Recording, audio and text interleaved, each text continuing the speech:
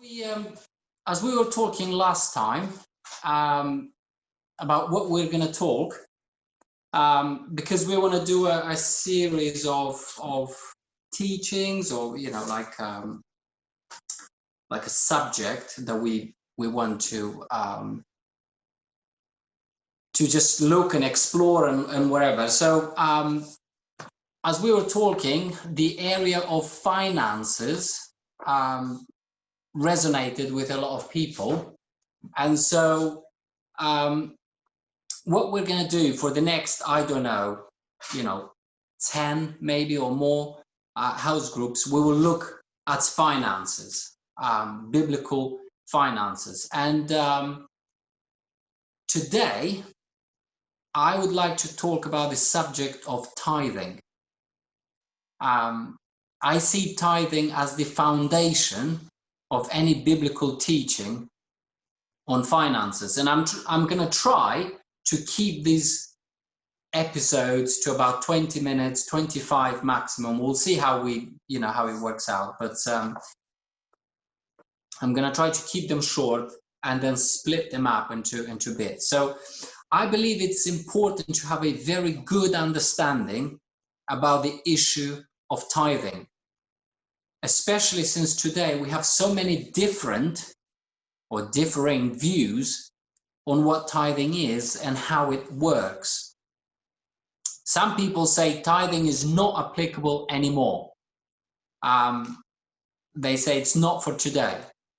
Some people say it is for today and you must pay tithes. Some people say it was just a temple tax and it went away with the law of Moses, and so on. So there are many different views about tithing. So we need to establish a foundation, because on top of that we will build upon principles and precepts from the Bible about finances.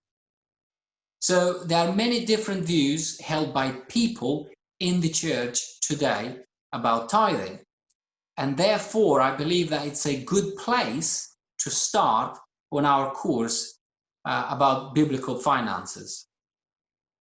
And the best place in the Bible to start with is the place where the word tithe first appears, or it's first mentioned. And that is in Genesis 14, verse 20. So Genesis 14, verse 20 is the first time in the Bible where the word tithe is used. So I'm going to read from New King James Version.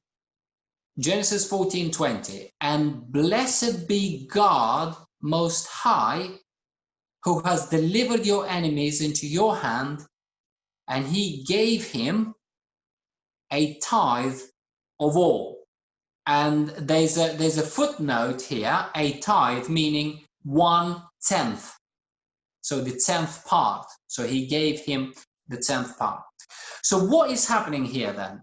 I've read this verse, but it's like, who's talking to whom and what's going on? Well, if you read the whole story here in Genesis 14, you will find out that Lot, Abraham's nephew, lived in a town called Sodom. And some kings came by Sodom, had a fight with the kings of Sodom, and ended up taking all the goods in Sodom. Basically, they plundered the whole town. So they took them with them, and they took the people as well, and that included Lot, who was Abraham's nephew. So they took Lot, they took his family, they took his goods, animals, everything, and they just went. So that's what they were doing. They were just plundering cities and taking everything with them. Then one person who escaped out of those people, those kings that came to take over Sodom, he escaped and came to Abraham and told him about that. Now Abraham armed 300 of his own servants, so male servants in his house, and went after them. Now Abraham ends up rescuing his nephew along with all those kings have captured. everything that they have captured from, not only from Sodom, from other places. They had loads and loads of stuff, like animals, gold, silver, clothing, everything. They would take, people, slaves, and all that. So Abraham ends up capturing everything back. And so here comes Abraham back from this victory. And he's loaded. He's loaded with goods and spoils, having taken all the bounty from those enemies, from those kings. And he comes to meet, and here comes to meet him, the king of Sodom, who ran away. But also another very interesting character called Melchizedek, king of Salem, and Salem means peace. So Melchizedek, king of peace, comes to meet Abraham as well. Now Melchizedek brought out bread and wine. Bread and wine is very important, as we know from the New Testament, and when Jesus instituted the new covenant, he did it with bread and wine. So Melchizedek brings bread and wine, and he was the priest of God Most High, this Melchizedek guy, and he then proceeded to bless Abraham. So Melchizedek blesses Abraham. So now that we know exactly what happened in that verse, we are getting to Genesis, to this verse 20 in Genesis 14. So we know exactly what happened as we read that verse, and I'll read the verse again. And blessed be God Most High. So we know that this is Melchizedek, the king of peace, or the priest of the God Most High, says, and blessed be God Most High, who has delivered your enemies into your hand. So he's blessing Abraham. And then it's written here, and he gave him, that's Abraham, gave this Melchizedek guy a tithe. So that is 1/10 of everything. So that's what we see in verse 20. Now, what is interesting to see here is he gave him a tithe of all. It's written of all. That means of everything. A tithe of all. And I really want to accentuate the part where it says of all, not just of the gold, if we pay attention, not just of the gold. I'll give you 1/10 of the gold, not just of the clothes, the fine clothes, or just the food, or just the animals, but a tithe of all, everything that they have taken, gold, animals, slaves, everything, a tithe of everything. Because this is an important moment when we are discussing the tithe. Because people thought, well, should I tithe only of this? Like some people said, well, I'm a pensioner, should I just tithe out of that? Or I have a job, but then I'm getting a little bit here, should I tithe of that or that? So there's this discussion of what we tithe of. And this answers it. We tithe of all, of everything. If we are to practice tithing correctly, and it is in its purest form, we need to remember to tithe of all our increase. All our increase. That is key point number 1 from tonight. When you tithe of all. And that means being very careful about knowing what your all is, what my all is. What is my all? We need to be very careful to know what this all is. You don't guess or suppose, but instead you keep accurate accounts of what your increase is so that you can then tithe accordingly. So this is not a lazy, haphazard thing where, well, I think, this is how much money came in, so I'm just going to tithe, whatever. You have to be purposeful and careful about your tithing. Taking us, for example, We tithe out of the child benefits as well that comes from the government that we receive. Or, for example, any cashback that comes from credit card, like using the credit card, you get some cashback or whatever. And so on. What is your increase? That is the question. What is your increase? What is your all? And that's different for everybody. The Holy Spirit will lead you to make the right decision as to what your all is, so that you can tithe of all.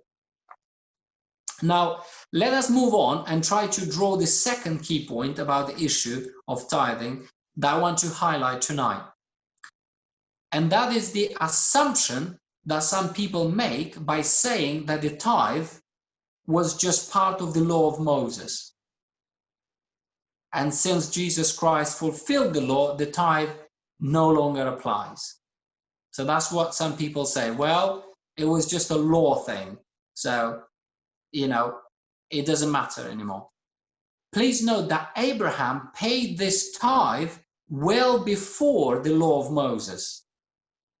In fact, the law of Moses came more than 400 to 500 years later from this moment. So we know that tithing was not instituted with the law of Moses.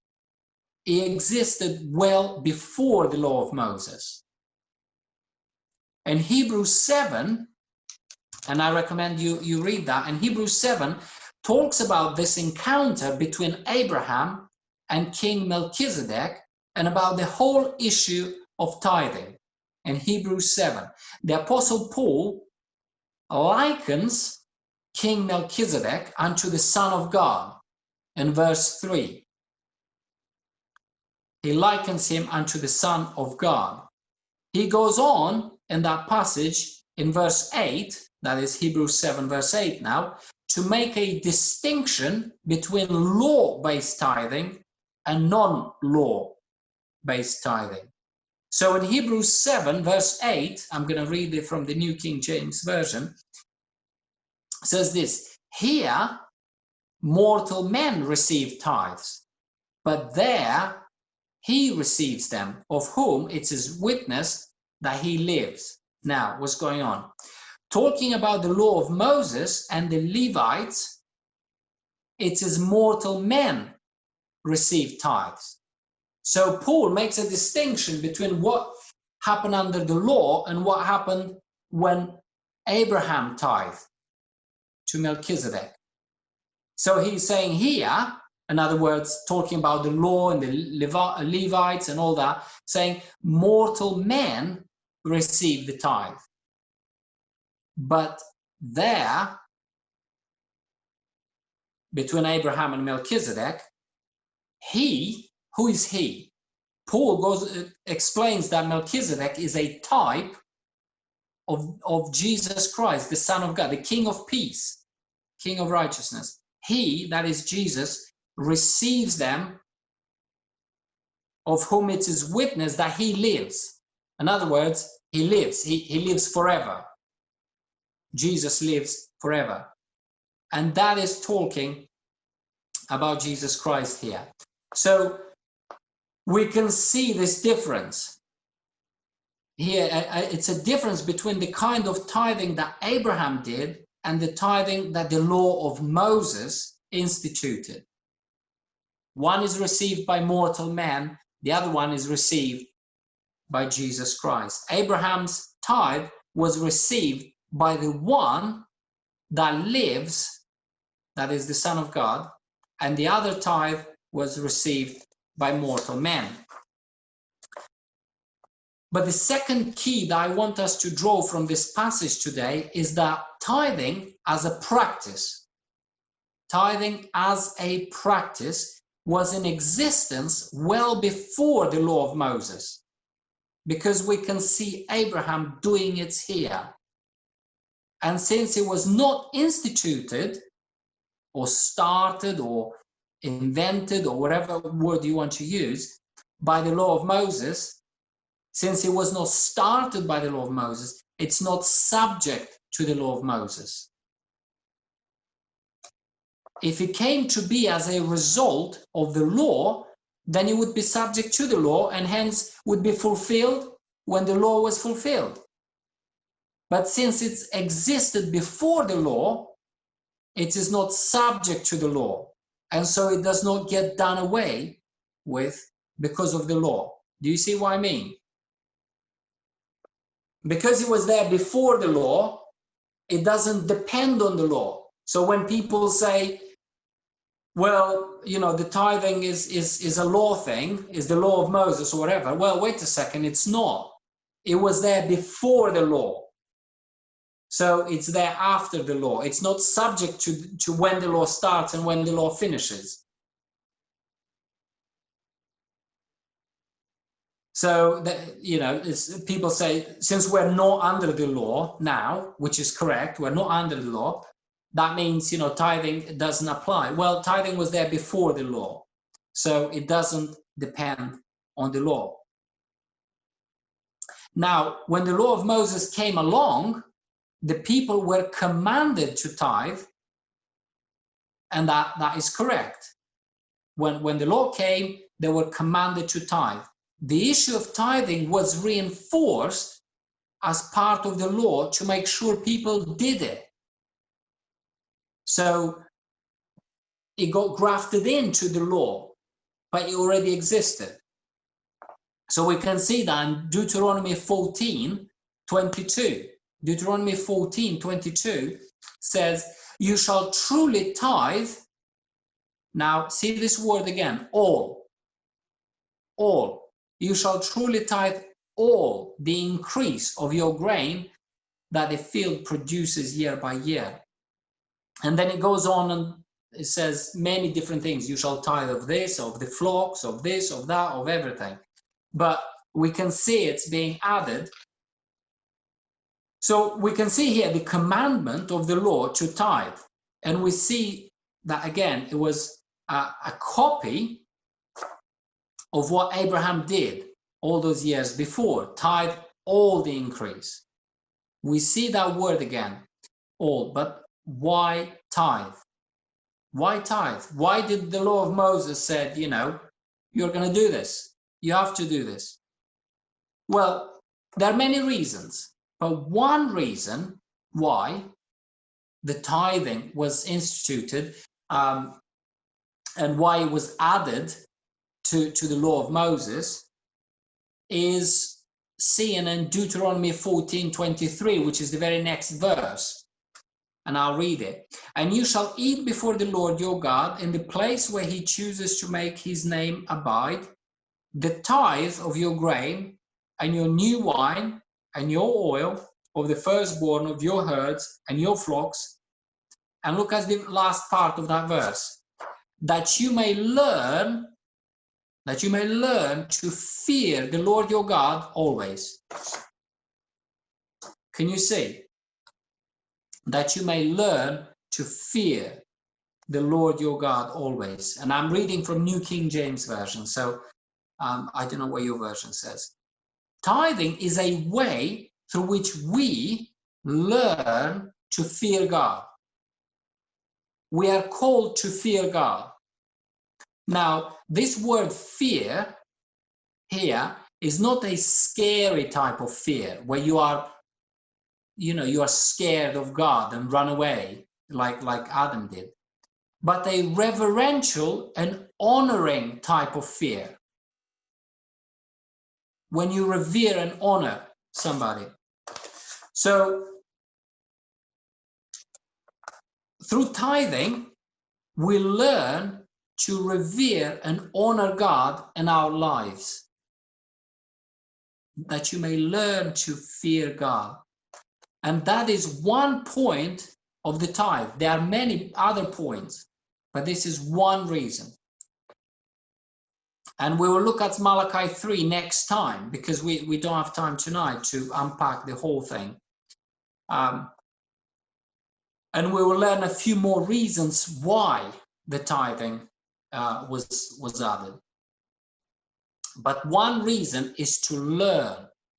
And that is not something that we are born with by default, to fear God.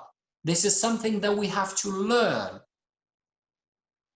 And notice from this verse, through tithing, that's one way that we learn to revere and to honor God.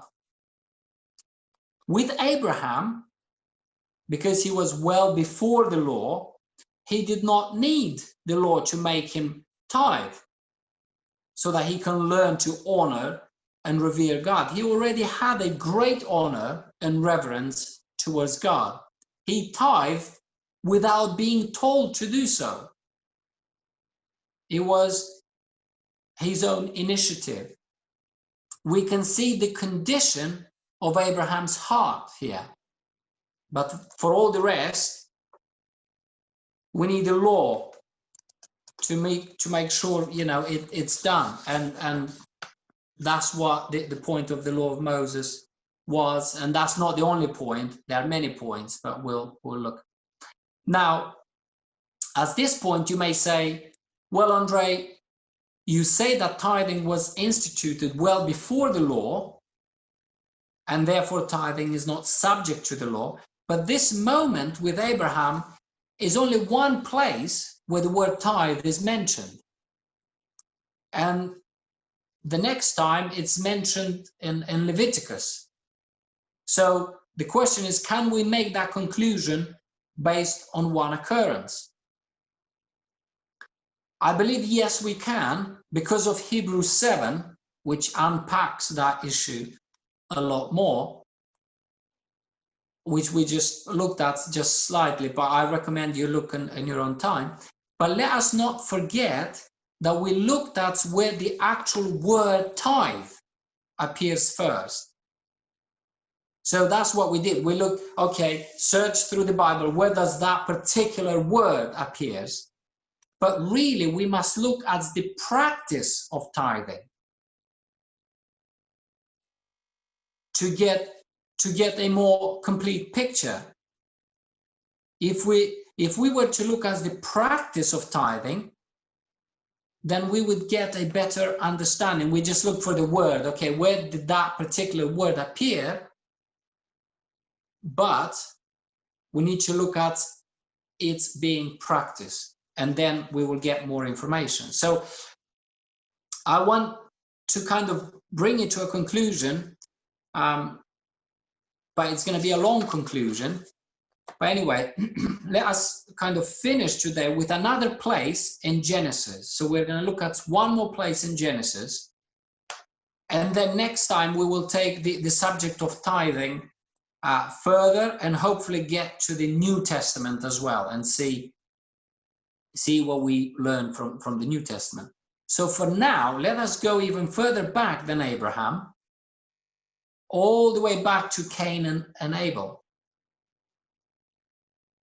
Now, Cain and Abel were the very first generation after Adam and Eve. They were Adam and Eve's children. And in Genesis 4, we read an account of them both bringing an offering unto the Lord. So, in Genesis 4, verse 2, we read this. Then she bore again, that is Eve. So she gave birth again. This time, his brother Abel. That means Cain's brother, Abel. Now, Abel was a keeper of sheep, but Cain was a tiller of the ground. So Abel was a shepherd and Cain was a farmer, basically. Nothing wrong with that. Nothing wrong with that. One works the ground and the other tends sheep. Now, let's read on. In Genesis 4, 3-5, it says this, and in the process of time. Now, in the New King James Version, there is a footnote here for in the process of time. And if you look at the footnote, it says, as the end of days. As the end of days. Which is a very precise place and time, as the end of days. but it's translated as in the process of time. So it seems that there was a specific time Cain brought an offering. So Cain brought an offering of the fruit of the ground to the Lord. Now Abel also brought of the firstborn. So Abel brought of the firstborn of his flock and of their fat. Fat means the best portion, the biggest portion, the fattest portion. Okay? And the Lord respected Abel and his offering, but he did not respect Cain and his offering. And Cain was very angry and his countenance fell.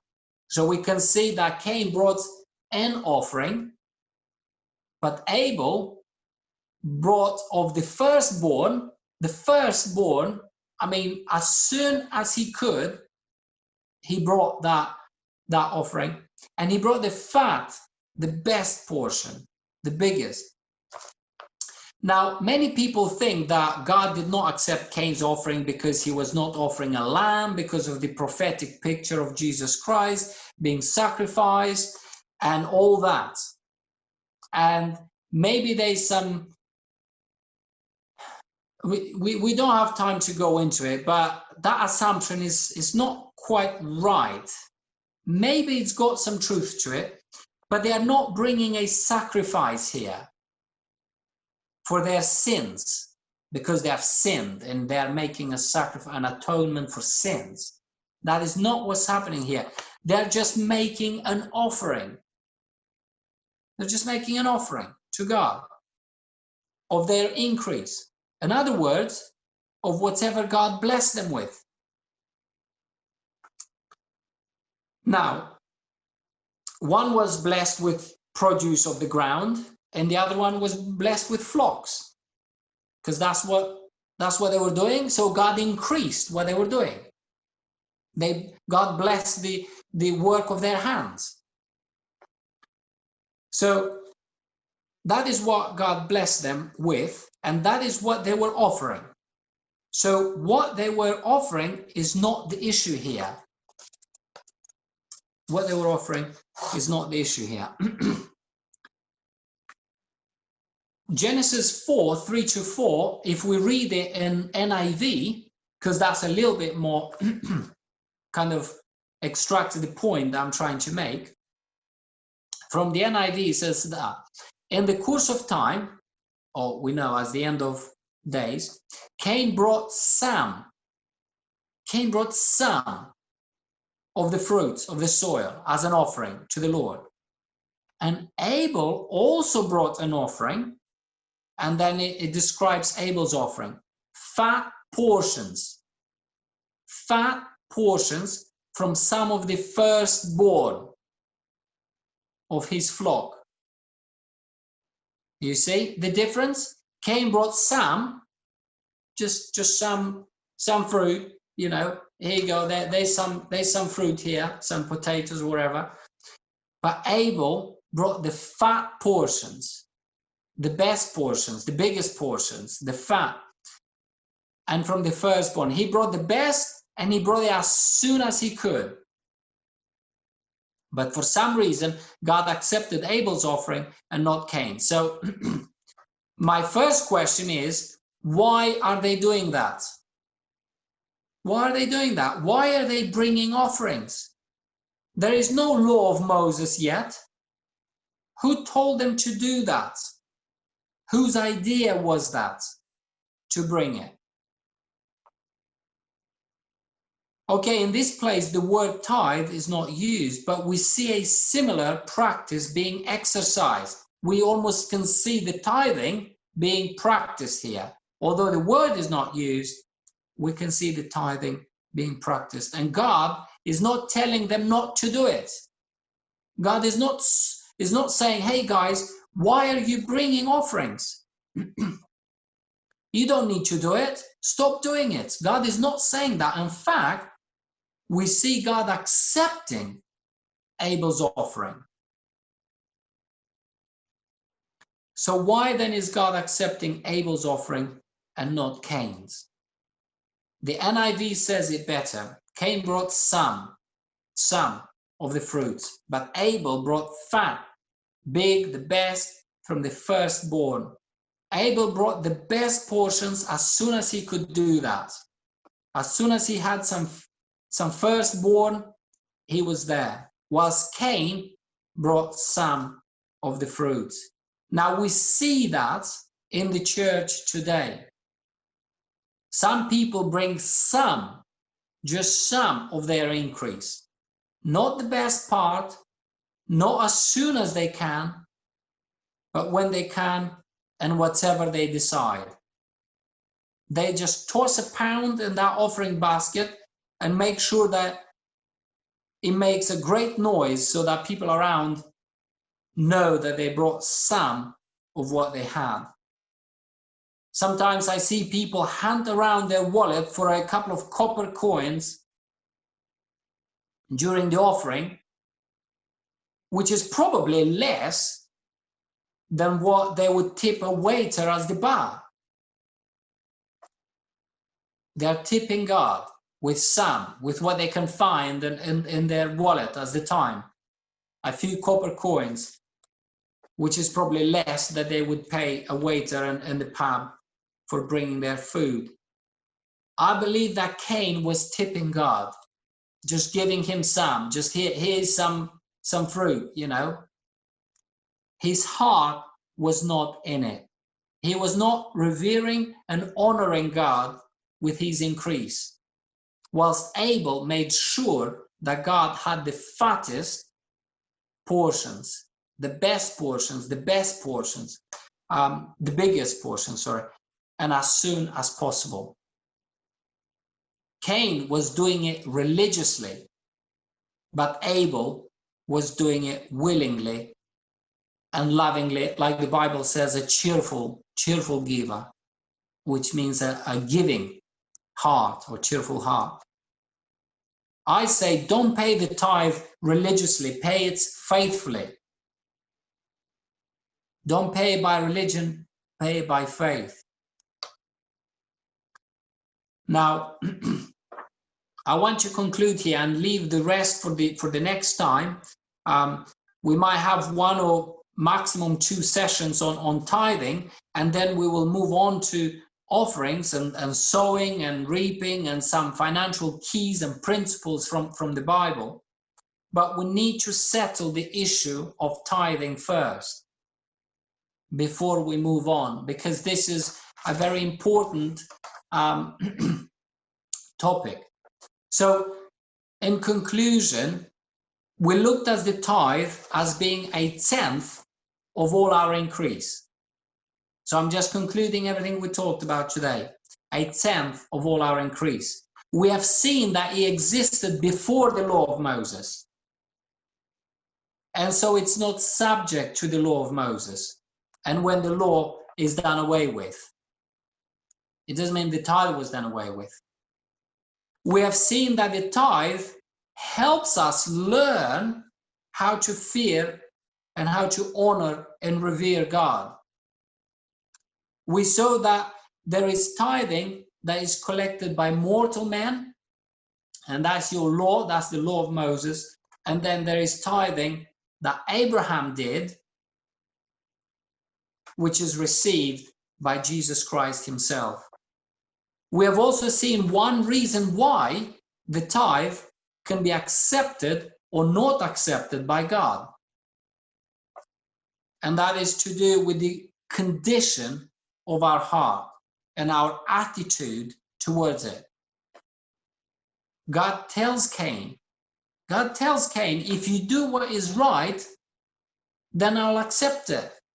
If you do what is right. It was not a quiz to see if Cain will finally guess or figure out what is right and do it and get his offering accepted. The issue here is that Cain was willingly and knowingly not doing what is right, refusing to do it rather than unknowingly not doing it out of ignorance. All he needed to do is say, okay, God, you say I'm not, if I do the right thing, you will be accepted. Well, what is the right thing? And God will have said, you know, okay, I'll do that then. And you will be accepted. But you see, he knew what the right thing was. And yet wasn't doing it. We also saw that the tithe is the best part and is brought in first thing, as soon as possible. If we were to take Abel's example, looking at Abraham, he tithed out of the spoils he got first. So he tithed first out of it to Melchizedek. So Melchizedek had his tithe first, and then after Melchizedek had the 10th part, then the king of Sodom and some other people, they kind of between them sorted out the rest. But first, the tithe was separated, and then everybody else had their part. Sometimes we leave the tithe until the end of the month, and everybody has their share of our money, and then the tithe, we tithe out of what's left. We make sure the government has its taxes, the utility suppliers have their part, and then we have our part. And then if anything is left, then God gets some. Like Cain, God gets some of our increase. I'll say it today, and I'll say it next time as well. For as long as we talk about tithing, I'll say this: you don't have to tithe. You don't have to. You really don't have to tithe at all. Cain did not have to bring that offering. He didn't have to do it. Abraham did not have to tithe. And neither you and me have to tithe. We can go to heaven without tithing. But if we do not tithe, or like Cain, let us not be, you know, like if we don't tithe, or we tithe like Cain, let us not be envious. Let us not be envious and jealous of Abel when God accepts his sacrifice, or be envious of Abraham, who got blessed, whose offering was accepted. You see, we will go to heaven without tithing. We don't have to do it. But let's not get envious and jealous of people who do it in faith and experience God's blessing. It is a condition of the heart. It's a condition of the heart. The Bible says that God so loved the world, he so loved the world that he gave his only begotten Son. It does not say that he so loved the world that he said something, or that he did something, or whatever. It says he so loved the world that he gave. Love equals giving. A manifestation of love is giving. Giving and how you give shows the condition of your heart. Tithing and how you tithe shows the condition of your heart and your reverence and honor towards God. People ask, well, does it have to be 10%? No, it doesn't have to be 10%. It can be 50, it can be 90. But let us get the 10% right first. Let's make sure we get that right, and then we can move on. So let's come back to this next time, and we'll pick it up from here where we left off. And next time we will look at Malachi chapter 3, and then we will go into the New Testament and we will look at the tithing again and more details. But for today, I just want to leave it here. Thank you.